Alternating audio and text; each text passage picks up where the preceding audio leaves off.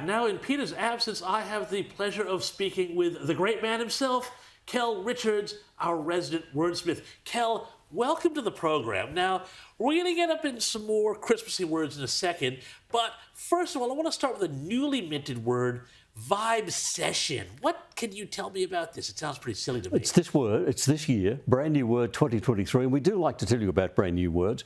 Now, you can dodge a depression, you can avoid a recession, and still end up in a vibecession. Because a vibecession is when everyone feels bad about the economy. It's just the vibe you're on. So if people, when they actually measure low consumer confidence, what they're finding is there is a kind of vibecession. Even if the numbers are okay, people think it doesn't feel good. I'm not going to spend as much money. I'm going to save a bit more.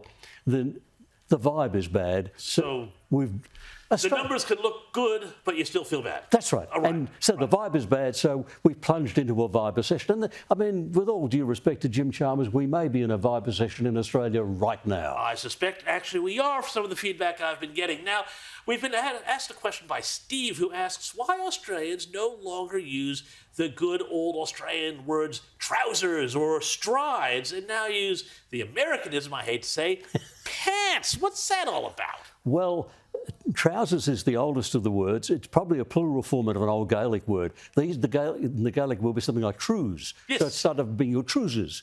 And that became trousers. I still think we use that. Strides was originally a tailoring word. It was the amount of movement in the trousers, the stride of the trousers. How far? And that became a slang word in around 1889 for trousers themselves. Pants is American, is an abbreviation of pantaloon. And we're going to blame you and your fellow countrymen because you only ever say pants. You don't use trousers or strides in America, do you? Sometimes you use trousers, but only if you want to be very fancy. Oh, right. And now tell me also, because, you know, in America we wear khakis, in Australia we wear chinos, especially in these sort of summer months. Tell me about that. Okay, the word khaki, English borrows words from every language on earth. In fact, it's been said that English doesn't exactly borrow words from other languages.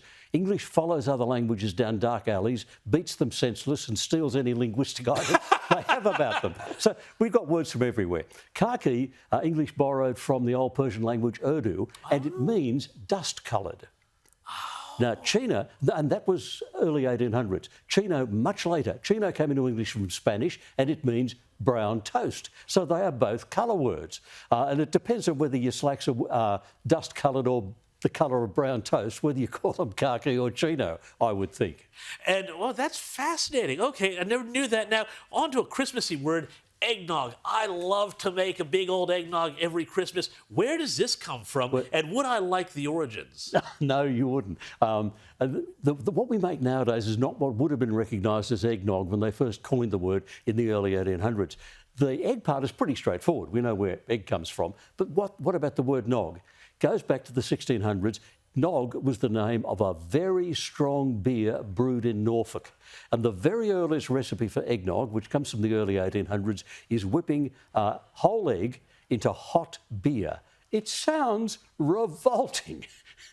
So is the nog the egg, or what is the nog? The nog was the beer. The nog was the beer. So, but now it's more bourbon and booze and things like that. It's egg, it's milk, it's cream, it's the spices. You know the spices. I know the spices. And in fact, actually, if you Google my name, you can find a great eggnog recipe, which I've written about for the Australian years ago. So go check that out on the Australian website from several years ago. It's a lot of fun.